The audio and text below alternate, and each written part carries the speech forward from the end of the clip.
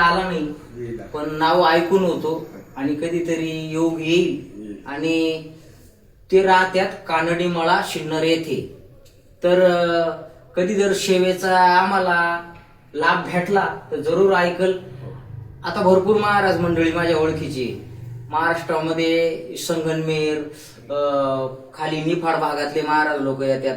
काही माझे तत्व चांगले राहतात, काही वाईट पण राहतात. ते शब्द वाईट का जातात मी बोलत नाही मित्रांनो, ते सत्यता माझ्या समोर येते त्याच्यामुळे मी चिडून बोलवतो त्या इंदुरीकर महाराजासारखं. म्हणून तुम्ही म्हणता तू काहीही बोलवतो.